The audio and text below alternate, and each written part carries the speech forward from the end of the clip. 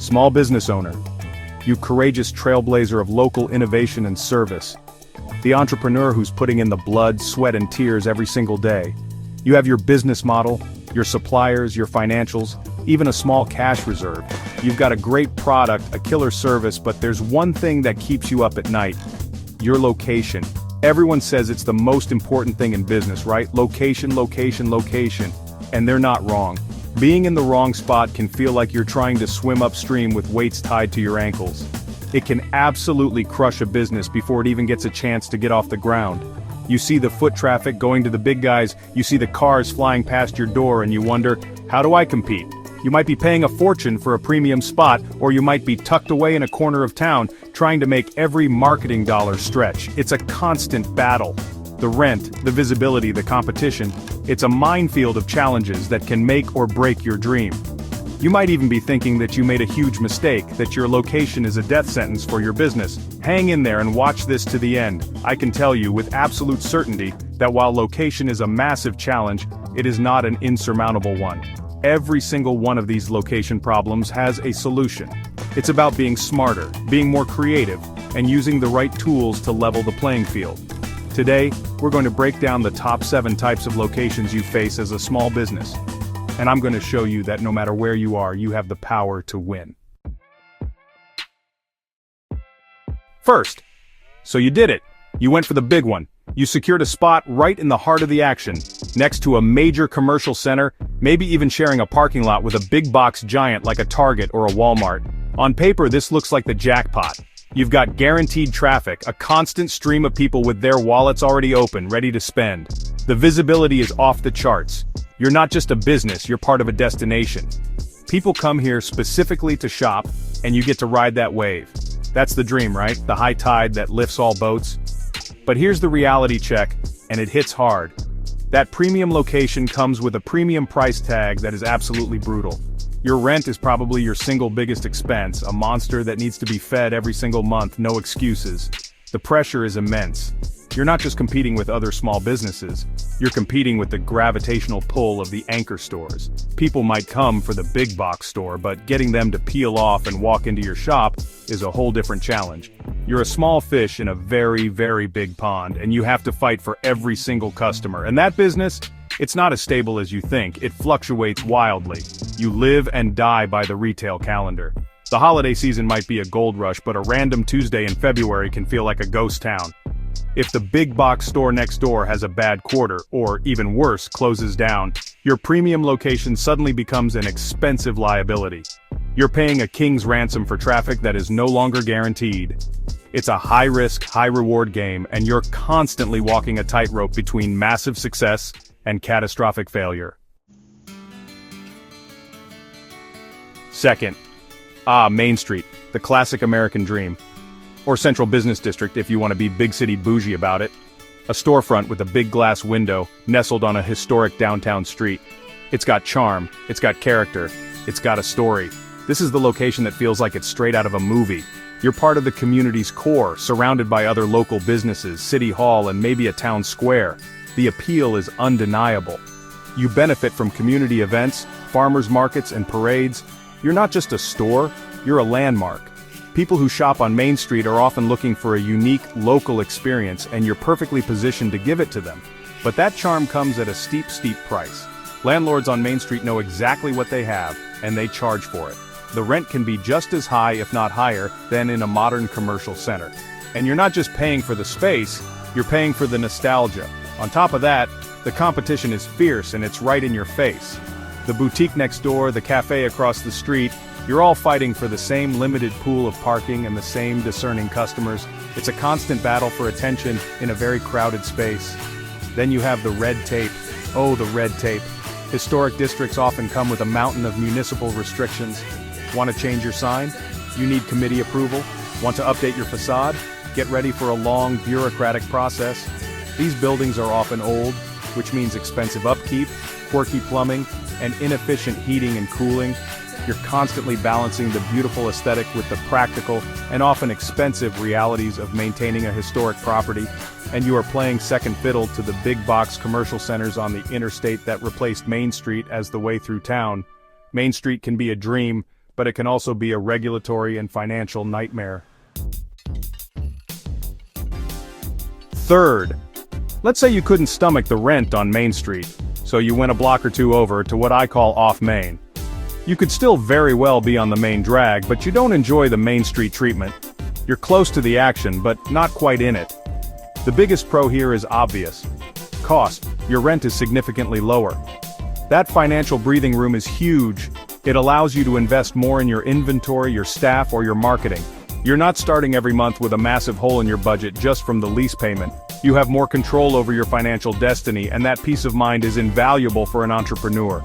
The trade-off, however, is just as obvious. Traffic and visibility. You've sacrificed the built-in foot traffic of the main drag.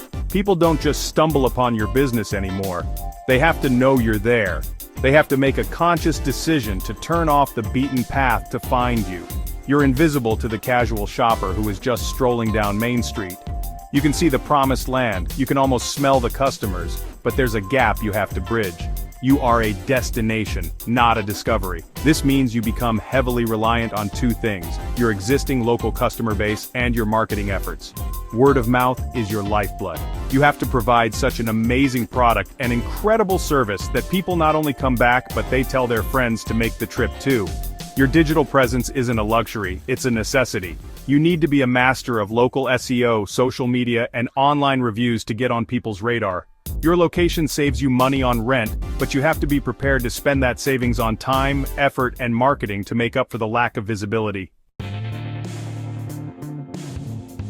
Fourth, now we go even further out. You're not just off Main Street, you're in the sticks. You found a spot with incredibly low overhead. Maybe it's an industrial park, a rural road, or a forgotten corner of the suburbs. Your rent is dirt cheap, your property taxes are low, you might even own the building outright for a fraction of what a downtown condo would cost. This financial freedom is your superpower. You can operate on margins that your downtown competitors could only dream of. You can afford to make mistakes, to experiment, to grow at your own pace without the crushing weight of a high lease. But you've traded access for cost, and that is a massive trade. Foot traffic? It's non-existent. Forget about it. Vehicle traffic might be sparse, and the people driving by are usually commuting, not looking to shop. They're going from point A to point B, and you are not on their map. You are the definition of a destination business. Nobody, and I mean nobody, finds you by accident. Every single customer who walks through your door does so because they made a specific, intentional plan to come see you. Your entire business model has to be built around this reality. You need a product or service that is so unique, so specialized, or so well priced that it's worth the journey. You're not a convenience, you're an event. Think of a specialty mechanic who works on rare cars, a custom furniture maker, or a farm-to-table restaurant that sources everything from the surrounding land. Your marketing has to be laser-focused on finding your niche audience online and convincing them that the trip is worth their time and gas money. It's a lonely road, but if you can become a true destination, you can build a fortress with a very deep moat. Fifth, let's talk about vertical challenges. You're in a great building in a great neighborhood with tons of foot traffic. The problem? You're on the second floor. The ground floor retail space was just too expensive, but the spot upstairs was a bargain. You're technically in a prime location, but you're hidden in plain sight. People are walking right below your windows, completely oblivious to your existence. The human eye is naturally drawn to what's at street level. Getting people to look up is one of the hardest things to do in retail. This creates a significant psychological barrier for customers. People are wired to conserve energy and minimize effort. They don't want to climb stairs or wait for an elevator unless they have a very good reason. A ground floor shop is an easy, low-commitment entry. A second floor business requires effort. Is it worth the climb? Is it even open? Is it a legitimate business or just some weird office? These are the questions that flash through a potential customer's mind in the split second they might notice your sign. You have to overcome that initial friction and hesitation. Your signage and entryway become absolutely critical. You need a fantastic A-frame sign on the sidewalk, clear and compelling directions, and an entryway that looks clean, safe, and inviting. You can't just have a dingy staircase and a small sign. You need to create a sense of intrigue and value from the street. You also have to offer something extra. Maybe it's a unique view from your windows, a quieter and more exclusive atmosphere, or a service that feels more personal and private, like a tailor, a therapist, or a specialized consultant. You have to turn the disadvantage of being upstairs into an advantage of being exclusive. Sixth, if the second floor is a challenge, the basement is the next level of difficulty. It's the ultimate bargain in real estate for a reason. It's often dark, can feel cramped, and has a stigma attached to it. People associate basements with storage, boiler rooms, and maybe even a little bit of creepiness. Your number one job, before you even think about selling a single product, is to overcome that negative perception. You are fighting against a primal instinct that tells people not to go into dark underground spaces. It's a tough sell. You have to work twice as hard on atmosphere and reassurance. Lighting is everything. You need to make the space feel bright, warm, and welcoming, not like a dungeon. Your entrance from the street must be impeccably clean, well-lit, and clearly marked to signal that a legitimate, safe, and professional business operates below. You need to build trust before they even take the first step down. Any hint of neglect, a flickering light, a dirty stairwell will send potential customers walking in the other direction. You have zero margin for error on first impressions.